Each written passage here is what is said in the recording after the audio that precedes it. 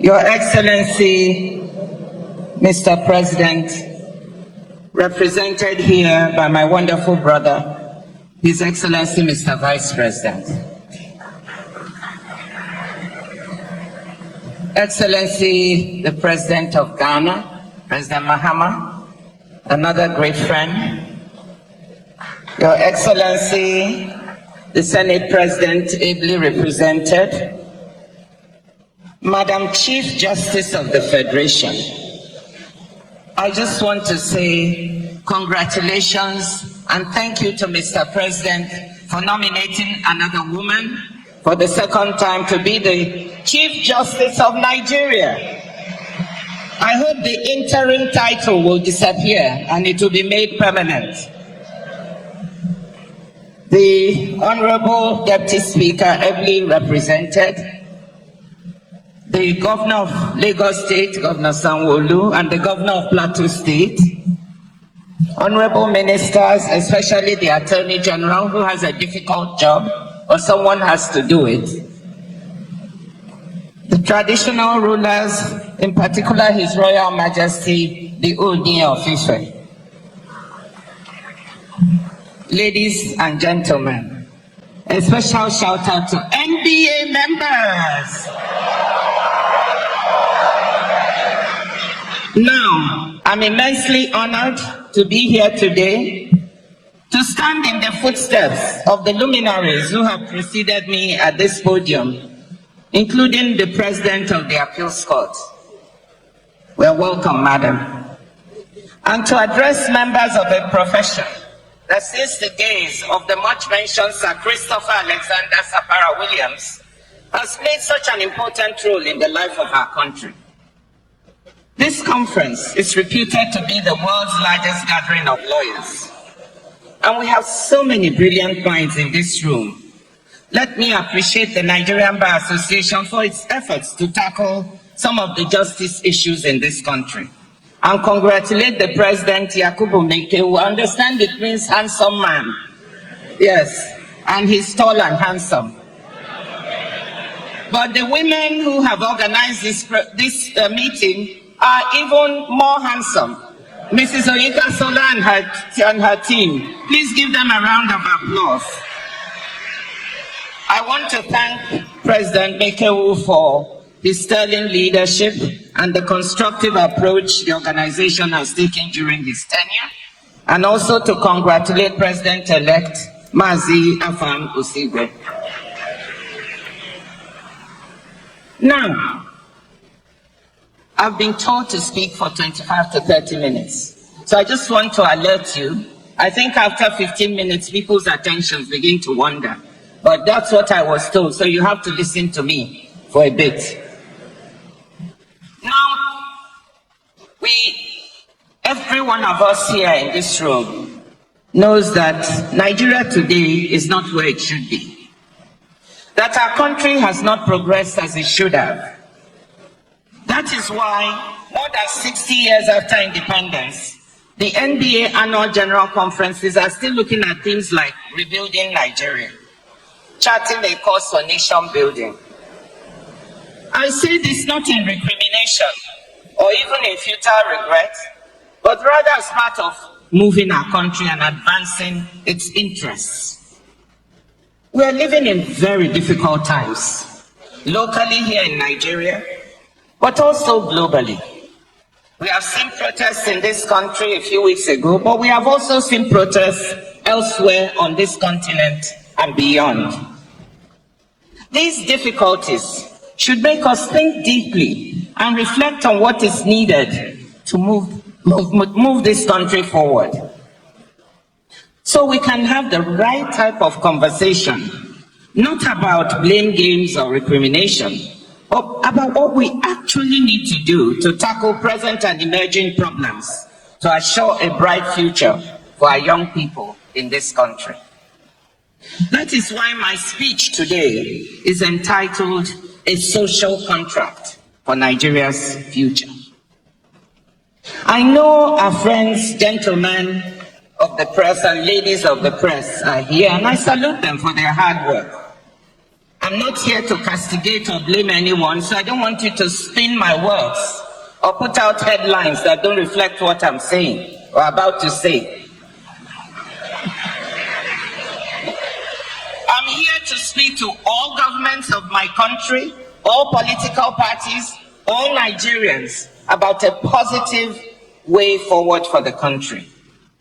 If we look back to the early years of independence, it's clear Nigeria had what it takes to succeed, and yet we've fallen behind countries that were on par with us back then. I want to remind people that in the first half of the 1960s, our per capita income in $1960 was roughly equal to that of South Korea, in the neighborhood of $100 to $120 per capita, according to World Bank data. But then South Korea's growth took off, as it went from exporting primary products like tungsten ore and dried seaweed to manufactured goods. Back then, it was textiles and footwear. Compared to today's integrated circuits, electronics, ships, and autos, not to mention services exports, such as gaming, entertainment, etc., where South Korea is also strong. Meanwhile, Nigeria's export basket went in the opposite direction and became less diversified. In the early 1960s, mining exports made up half of our exports, and food and animal or vegetable oils together about a third, with manufacturers accounting for 5 to 7%. But since 1974, oil has dominated, often accounting for 97 to 100% of Nigerian exports, with its share rarely dipping below 90%. The good news is that our economy itself is quite diversified, and with the capacity to do much more in terms of agricultural exports, critical minerals, services such as entertainment, etc. And I want to commend ongoing efforts by this government to diversify the exports of our country. Last year, Nigeria's per capita GDP was $1,620 while South Korea's was 33,000. Korea's growth miracle was exceptional and world-beating, but even more modest performers have outpaced us. Thailand's per capita GDP was comparable to Nigeria's in the early 1970s and is now $7,200. Peru, a country I will come back to, was about even with Nigeria in the early 1980s, but now has a per capita GDP of nearly 7,800. Even India, which into the 1990s and 2000s had a per capita GDP well below Nigeria's, recently surpassed us on that mark and is now 2,484. India is now the third largest economy in the world, one of the fastest growing and modernizing economies. I cite all these numbers, not because GDP is a perfect measure, but because, as Daniel Susskind, a scholar on economic growth at King's College London, recently put it, and I quote, GDP is correlated with almost every measure of human flourishing. So whether we like it or not, it does tell us an important story, and it affords us a measure of comparison. Many of the big questions the MBA is grappling with at this conference have at their root Nigeria's failure to sustain rates of economic growth and development that consistently outpace the growth of our population. We have had episodes of reform and faster economic growth that were not merely a function of the price of oil, but we were unable to consolidate and build on them. And millions, indeed scores of millions of our compatriots have paid the price in terms of diminished job prospects and human well-being. For example, in the decade between 2000 and 2014, we had an average GDP growth rate of 3.84%, well above our population growth rate of 2.6% per annum, meaning that people were on average truly improving their standards of living. During the following decade, average annual GDP per capita growth has been negative, around minus 0.9%, meaning people were worse off because we were not able to sustain prior positive growth momentum. A very important part of the explanation for why we've not been able to succeed is lack of policy consistency. Successive administrations failing to continue good, and I emphasize good, economic and social policies put in place by predecessors, allowing politics to frame policy, what we can call the not made in my administration syndrome. We all understand that where policies are bad and not working, of course, politics should intervene. But where things are working to the good, we ask, why fix what is not broken? To minimize the volatility of economic and social policy, and to set our country on a steady growth and development path, rather than an episodic growth path, I have become increasingly convinced that Nigeria needs a social contract. By this I mean a fundamental cross-party, cross-society agreement that certain things in the economy, in the country, in policy and in society are sacrosanct and shall not be touched or changed when administrations change.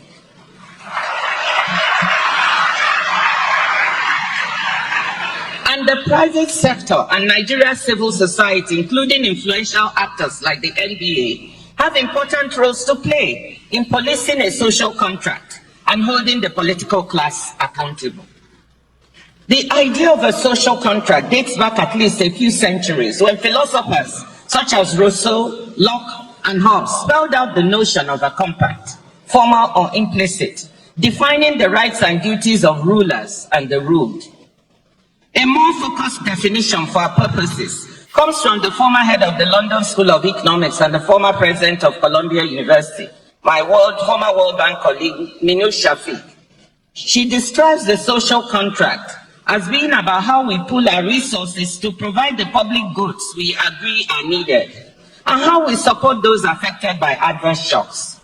Her book, What We Owe Each Other, A New Social Contract for a Better Society, argues that in our fast-changing globalized economy, we need a new social contract to create a sense of security among people. What I'm calling for here is even more basic. I'm saying that all major actors in the governance of our country should agree on some basic parameters for security, macroeconomic and social stability, and the enabling environment for future dynamism and growth of our country. Once agreed, these parameters and policies should be institutionalized or enshrined in law, or even be made part of our constitution, not to be tampered with, except perhaps for a national referendum involving the entire country and society. My convictions on Nigeria's need for a social contract were reinforced recently when I was in Peru on an official visit. Looking at the country as a Nigerian, I was struck by the mismatch between its politics and its economic performance. Politics in Peru has been and is extremely messy and toxic. The country has had 6 presidents in the past 7 years. The current president took office amid violent protests after her predecessor was arrested and jailed for attempting to dissolve Congress and rule by decree.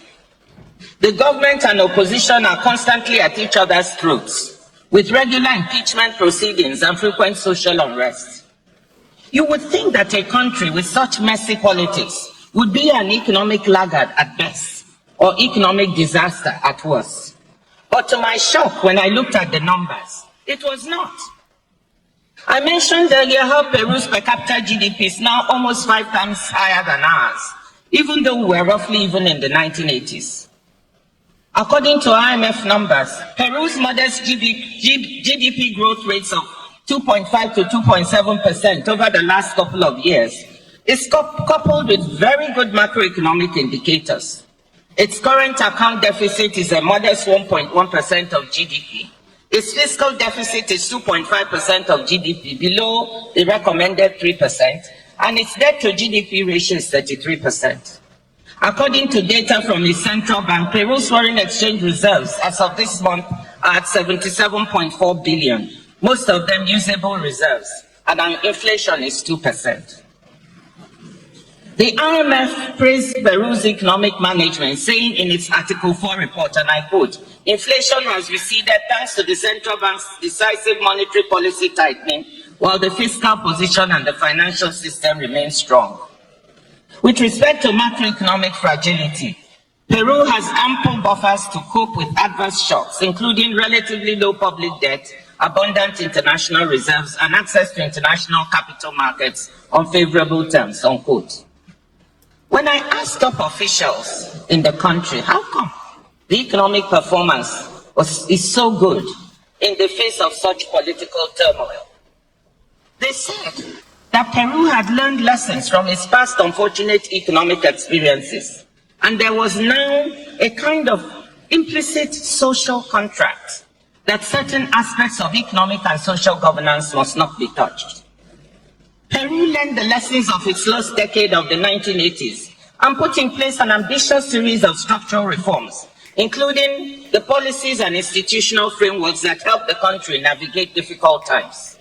In 1999, it introduced a fiscal rule, placing agreed limits on fiscal deficits and public expenditures, along with an escape hatch for economic emergencies such as COVID-19.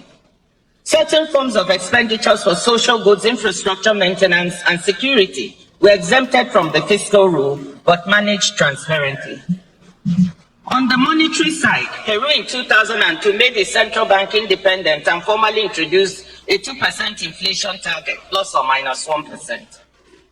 Peru's reforms laid the foundation for years of stronger growth and poverty reduction. Even though growth lost speed after 2014 amid declining mining prices and slowing external demand, per capita incomes increased by a factor of 3.5 in the 20 years after 2002, lifting the country to upper middle income status.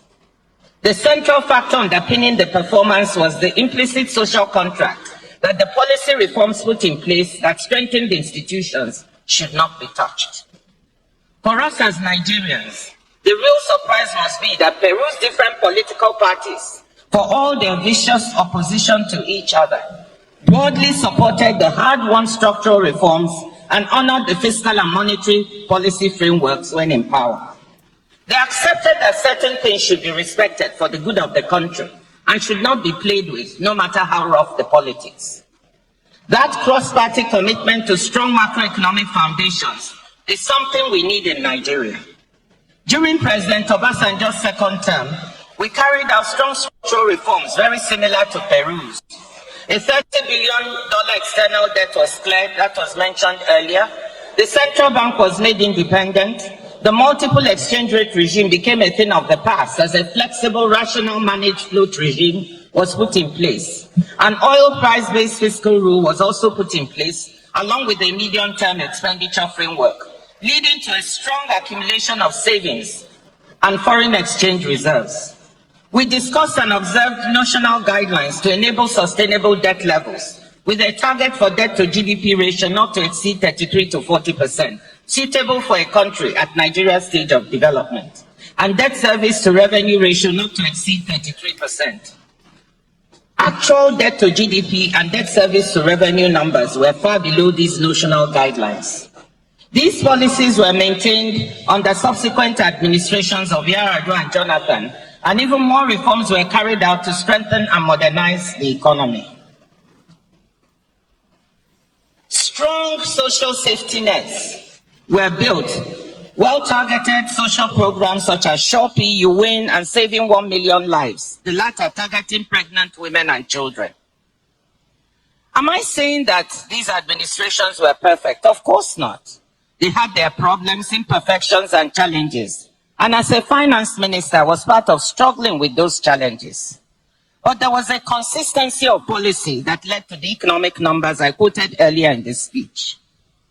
What I'm saying is this: maintaining good economic and social policies, that is, maintaining policy consistency, and adding more reforms on top of that, will lead us along the path of good progress that we all desire.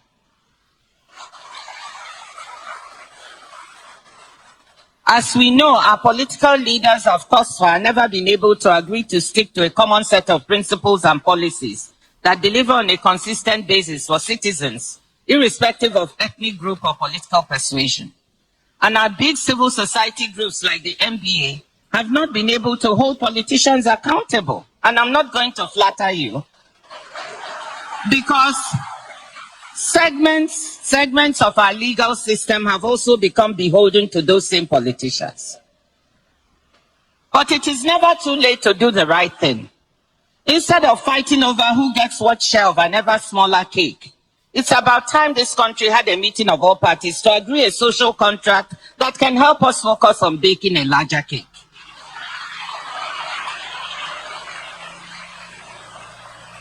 I will devote my remaining remarks to looking at potential elements of such a social contract.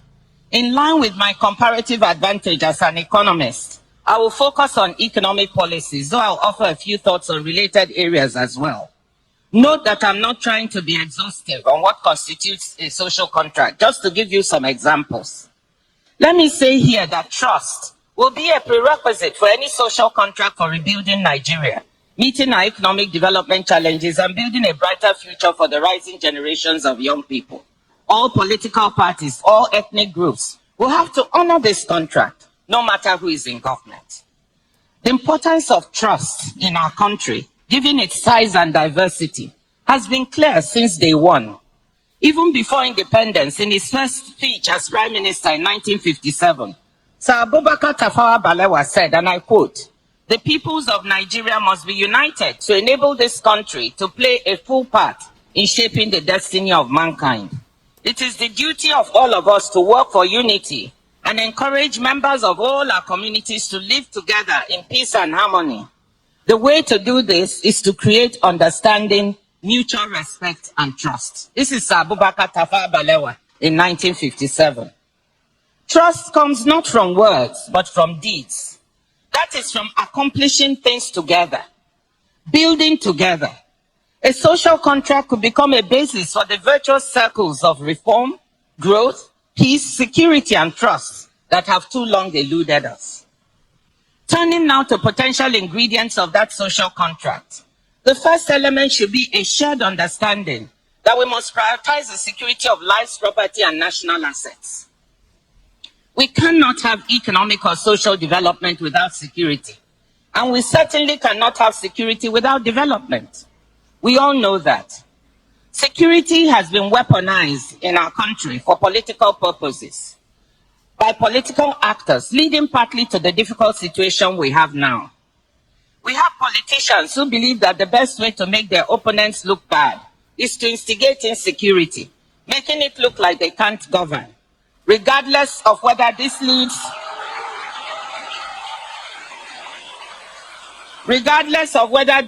to loss of life and property of innocent Nigerians. This has to stop.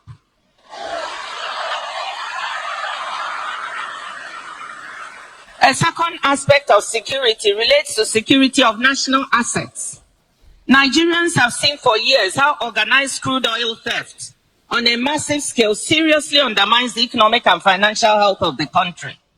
All Nigerians must agree that stealing of our national assets of any type is intolerable and must be stopped. How can we be struggling to see how to strengthen our foreign exchange reserves with the governor of the central bank working so hard on this, when so much is being lost through oil theft? There is so much technology available now to track such theft, and there must be no more excuses for inaction.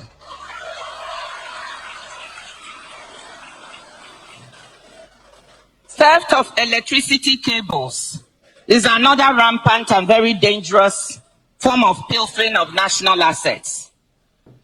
I can share two personal experiences.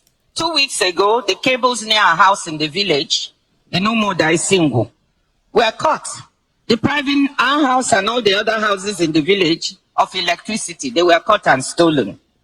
Yesterday, my husband called me from Abuja that there had been a major explosion near his clinic in Gwarimpa. And what was it? Some people cut the cables linked to the transformer, and the transformer exploded. They barely escaped with their lives. This kind of taking and stealing of national assets is unbelievably dangerous for those doing it, and it must be a mark of desperation and failure to see the bigger picture that leads people to do this. I'm pleading with all Nigerians that this has to stop. It's even endangering your own life to engage in this type of act. The second element of the social contract involves the basic organs of the economy.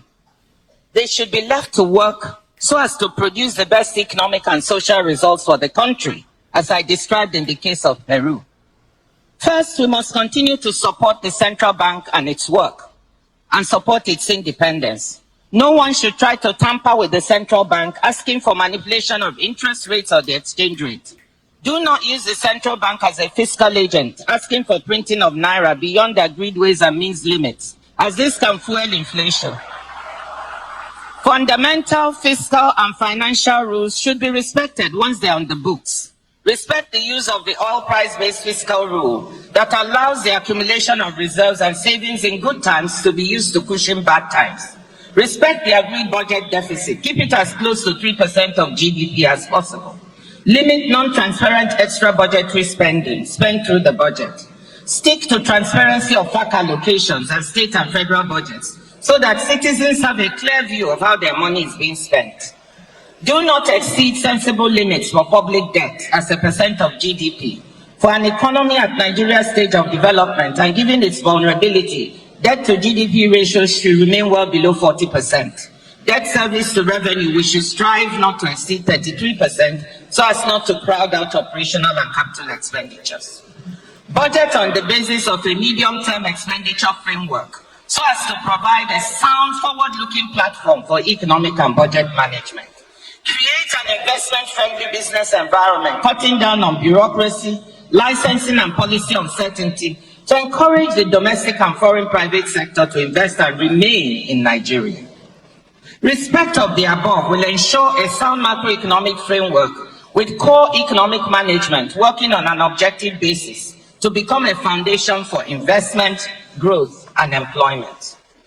The third element of the social contract is provision of basic infrastructure services and a social safety net to catch segments of society that are super vulnerable. What is required is ongoing investment in the maintenance of the country's basic infrastructure assets for electricity, water, roads, and telecommunications. Nigerians don't expect much from government. We are used to sometimes being our own local government. But trust between those governing and those governed would be enormously increased if we had a better maintenance culture of the few infrastructural assets we have, and full transparency and information about when and how many hours a day, for example, we would not have light or we would have light, and information on why this is happening. Crafting and maintenance of social safety net programs for the most vulnerable, children and pregnant and nursing mothers. One with states and local communities to ensure the truly vulnerable are reached. Conditional cash transfer programs can be some of the best means to do this, especially if coupled with biometrics. Community work programs for rural youth and entrepreneurship programs for young women and men, given the abundance of entrepreneurial talent in Nigeria. Part of a social contract must be continuous attention to youth unemployment and underemployment. Let me end my suggestions with a fourth element of the social contract: true independence of the judiciary and the Electoral Commission. All parties must agree that these institutions should not be tampered with, win or lose. As I said earlier, civil society, and in particular the Nigerian Bar Association, have a major responsibility to monitor observance of the social contract, especially the element of the Judiciary and Electoral Commission. The NBA should also be active in seeing which elements of the social contract can be institutionalized by codifying it into law or strengthening already existing laws, rules, and regulations.